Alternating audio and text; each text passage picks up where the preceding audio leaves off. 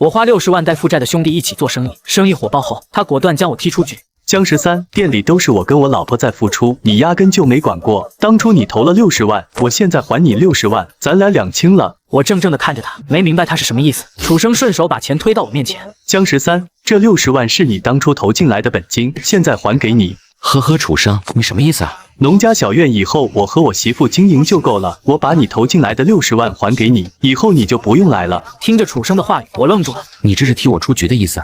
这1年多，小院全是我跟我媳妇在辛苦经营，你又没管过，这个小院发展成这样，跟你有啥关系？不是楚生，我花60万辛苦投资这个农家小院1年多，从零做到月流水30多万，正要开始挣钱的时候，你一句跟我没关系，就要把我踢出局。我怎么都不会想到，楚生竟会干这种事。我和他本是高中同学，高中毕业后，我去北方读大学，楚生选择踏入社会。这期间，我们一直都在联系，每年寒暑假，我们都会约着一起喝酒酗酒。我大2那年，楚生结了婚，结婚后，楚生拿着他媳妇的彩礼钱去开加盟店，不曾想被人割了韭菜，不仅赔了，还欠下20多万的外债。楚生为了还债，只好白天打工，晚上出摊卖炒粉。有次喝酒还跟我说压力太大，准备一了百了。我不忍心看着他做傻事，我选择拉他一把，但是我做梦也不会想到，我好心救他出火坑，他却在背后捅我一刀。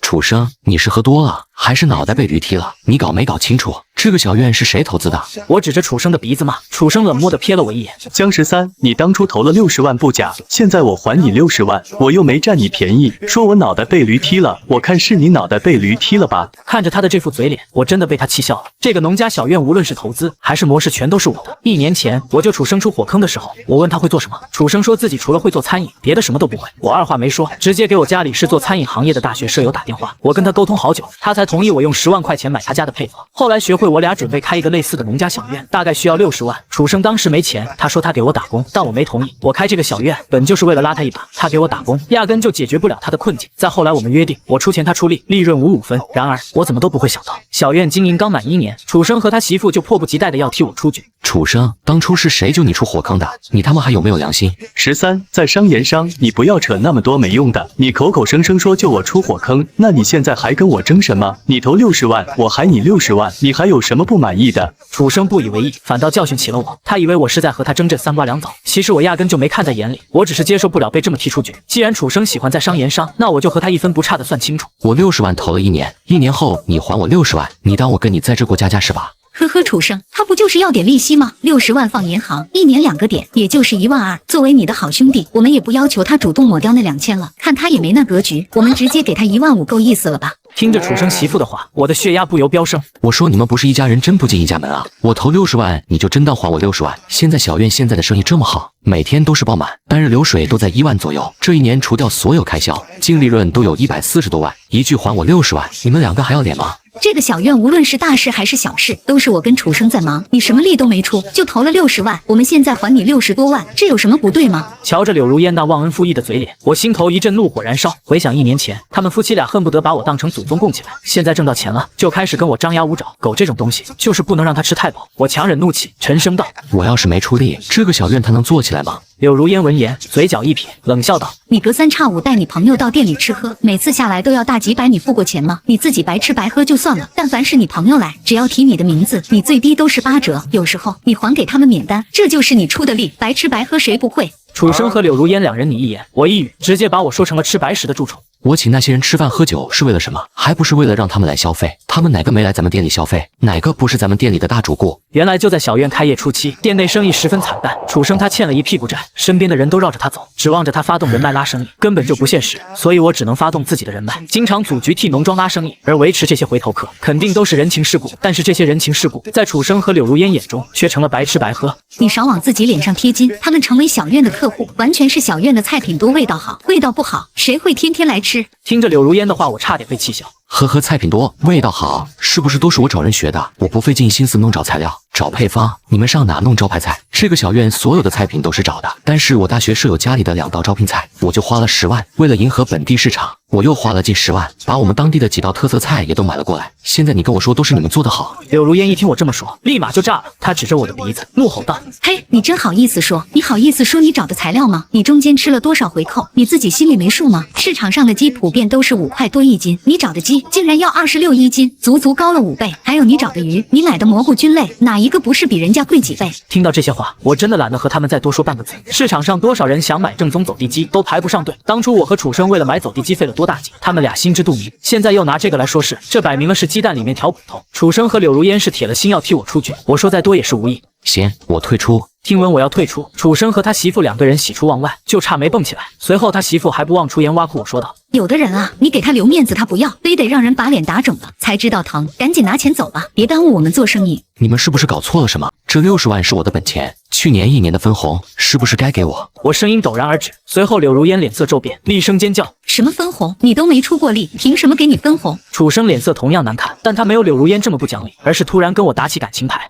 13，咱们兄弟一场，60万算我借你的，现在我还给你了。还没等楚生说完，我就直接打断他：“谁跟你是兄弟？你算老几？我凭什么借给你？这小院的选址、装修、后厨、菜谱、食材，哪个不是我弄的？你管这叫没出力吗？”我瞪着楚生，沉声质问他。楚生被我弄得哑口无言，柳如烟却不依不饶：“你不提，我都差点忘了，这个装修你摊了多少钱？我表弟是搞装修的，上次他来我们店里吃饭，就这装修顶多20万就搞定。你倒好，你跟我们说这装修花了30多万，你也太黑了吧！”听闻这话，我瞬间无语。这个农庄前后1200多平，我装修花了30多万，他管这叫多？我现在跟他说话，完全是对牛弹琴。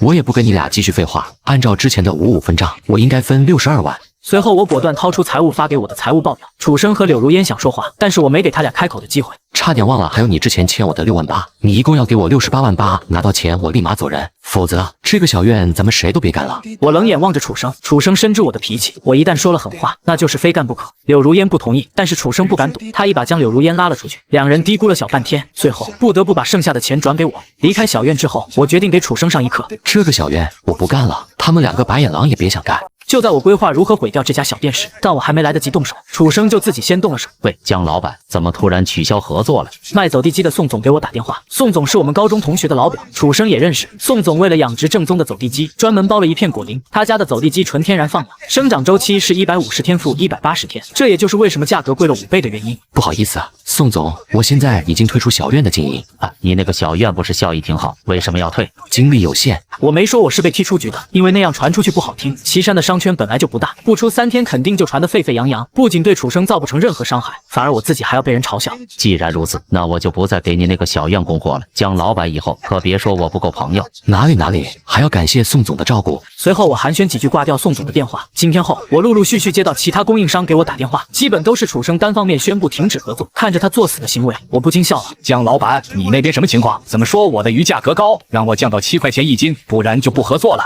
卖鱼的老陈最后一个给我打电话，接到他的电话，我深知楚生离死不远了。我说我退出了，老陈不由得吐槽2句：我看他就是个傻子。岐山黑鱼市场上要是还有比我价格低的，我跟他姓。卖鱼的老陈气呼呼的，他说这话确实没吹牛。这个卖鱼的老陈，人家已经养了近40年的鱼，如今身价过亿。为了养出正宗的岐山黑鱼，老陈承包了綦江上游长达10公里的流域，并且沿岸的100多亩土地也都被他包了，只为了黑鱼的质量。在楚生换掉所有食材商之后，小院的效益显著提升。他现在找的食材商比之前的便宜好几倍，成本下降，利润自然就提上去了。楚生直接提了一辆奔驰 E300，为了炫耀，他直接把提车视频甩到我们高中同学群里，大家你一言我一语，把楚生抬了起来。楚生在追捧声中迷失自我。农家小院今后由我100%独家控股，各位同学以后来小院消费，我一律打8折。楚生既为了炫耀，又为了讽刺我，我没搭理他。可能是提车不足以凸显他的优越感。4月初，楚生又买了房。楚老板霸气，哈哈！楚老板，你这是发大财了呀！啥时候带同学们？楚生在同学群连发了5个200元的红包，这个红包瞬间把所有人炸了出来。等群里气氛活跃起来，楚生才开始炫耀：今天买了一套140的房，回头都来我的小院喝酒，全场我买单。之后，高中同学群就成了楚生的炫耀圣地，不是晒流水，就是晒现金。不知道的还以为他是全市首富。我很明白，他这是故意做给我看的，他想证明他是对的。只可惜好景不长。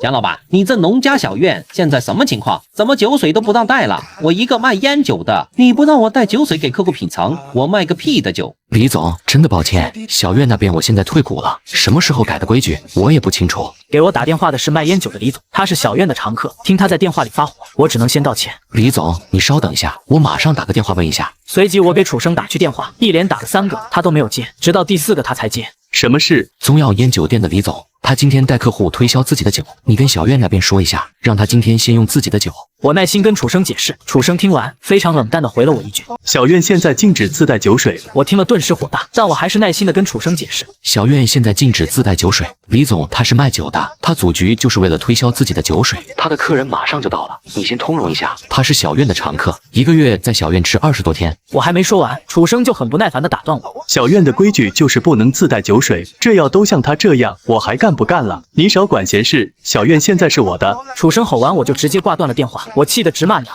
我就没见过这种傻波，李总这种优质的客户，他都不知道维护，做个屁的生意！当初农庄刚开业那会，多亏了李总捧场，他不仅自己吃，还经常带身边的朋友过来捧场。无奈，我只好在别的地方重新给李总订个包间。我再三给李总道歉，本以为这件事就这样结束了，哪曾想楚生竟然还让人打电话跟李总要什么赔偿费。李总提前订了一个烤羊，烤羊要提前2个小时开始烤。李总气呼呼的走了，他自然不会再买单。楚生让服务员给李总打电话要烤羊钱，李总直接给他拉黑了。楚生又给我打电话。江13，你马上让那个李总把烤羊的钱转给我，否则我跟他没完。电话那头楚生气呼呼的冲我吼了起来，我直接怒声骂道：你有病吧？人家是卖烟酒的，请客吃饭本来就是为了推销酒水，你不让他带酒，他吃什么饭？闲着吗？我直接骂道。楚生还在继续狡辩，这是小院的规矩，我又不是针对他。你的规矩，你为什么不提前告诉他？你非要等到饭点才告诉他？我太了解楚生的为人，这种小伎俩他绝对搞得出来。我不管，你告诉他，他要是不给我，我绝对不会放过他。楚生又开始装了，我听得脑袋大。你有能耐去他店里找他，别在我面前吹牛，人家10年前就开路虎，你是个屁啊！楚生听完再也蹦不出半个字，只好挂断电话。此后类似于这样的情况，我同样又接到好几个。楚生是先不通知别人不让带酒水，等别人带着客户去小院时，他才告知不让带酒水，弄得很多人都特别尴尬。那些人很多都是我朋友，他们遇到这种事情，第一个就会给我打电话，但我不能次次都自掏腰包替他们重新订酒店，我逼得没办法。我连续发了3条朋友圈，告知所有人我已经退出小院经营以及农庄不让带酒水的事情。楚生看到我的朋友圈，又给我打电话，说我这种针对他，故意坏他的生意，我直接将他拉黑。后来我打听一下才知道，楚生这货之所以不让带酒水，他自己接了一个酒水代理，对方给了他不少好处。他故意不让员工通知客户不让带酒水，等到客户到小院时，服务员才会告知他们不让自带酒水。有的老板碍于客户的面子，只能忍下这口气。后来他们见到我的第一句话基本都是：现在这个小院整得太差劲，菜品难吃的不能下咽。这个结果我早就预料到了，小院的味道好，全依赖食材过硬，像走地鸡和岐山黑鱼这种长时间烹煮的菜品，根本不能用普通的食材代替。随后小院不好吃的名声就传了出去，一传十，十传百，小院基本就没什么生意了。小院没生意，楚生就想着压缩成本，控制利润。压缩成本无非就是食材和员工。食材方面，楚生没法再动手，他只能裁员。他裁员也挺有想法的，先从厨房的大厨开始裁，理由是后厨一个人的工资顶好几个服务员的工资。小院原本有4个厨师，楚生一下子就裁掉2个。裁员之后，效益还是上不来。楚生决定换回以前的食材，走地鸡和岐山黑鱼虽然贵了一点，但是生意好。他厚着脸皮去找之前的供应商，但是没人理他，他又把怨气撒在我头上。江13，咱俩虽然不合伙了，但咱俩至少还是兄弟，还是同学吧？你这么搞我有意思吗？不知道是哪个同学走漏的消息，楚生竟然找到我们吃饭的地方。他进门之后就怒气冲冲地质问我：那些供应商现在不肯把食材卖给我，是你在背后搞的鬼吧？楚生的近况我多少还是知道一些的。农庄最近的生意不能说是差，几乎可以说是跟倒闭没什么区别，一天也就那么1、2桌客人，房租跟电费都挣不回来。楚生眼瞅着不是办法，他决定按照我以前的经营模式重启小院，所以他的第一步就是换回以前的食材。你这么搞我有意思吗？这么损人不利己的事情，你就不怕遭报应吗？你打住，我可不是兄弟。你说的是宋总和卖鱼的老陈吧？我这一句话噎得楚生脸色涨红。楚生冷哼一声，哼，你还装个屁啊！我懒得和他争执，但是现在当着这么多同学的面，我要是扭头就走，所有人都会以为是我在背后搞他。楚生那张破嘴，死的都能说成活的，所以我必须要解释清楚。我现在给老陈打电话，我开免提，让大家评评理，是不是我搞鬼？我掏出手机，当着众人的面拨通老陈的电话，老陈几乎是秒接。喂，小江，好久不见，怎么想起给我打电话？这不是太久没见陈老板，想吃陈老板的鱼了吗？哈哈哈，这个简单，你把地址给我，我明天叫人给你送过去。你想吃多少有多少，绝对管饱。随后我又跟老陈闲扯几句，随后才步入正题。我那个农庄的合伙人是不是找你买鱼了？我开口问道。话音刚落，老陈声音突然严肃起来。小江，你要是自己想吃鱼，你要多少我给你送多少，但你要是替他说话，那就免了。单从电话里我就能感受到老陈的火气很大。听到老陈这么说，其他同学也都面面相觑，楚生也不自觉地开始闪躲。老陈，我真不是替他求情的。我问一下，你俩发生了什么？怎么这么大火气？老陈平日里待人特别和善，无论你什么身份，他都十分客气。人家虽然身价过亿，但是一点架子都没有。我还是第一次见他发这么大的火。你别跟我提那个王八蛋，提到他我就一肚子火气。楚生就在我身后，他想出声骂回去，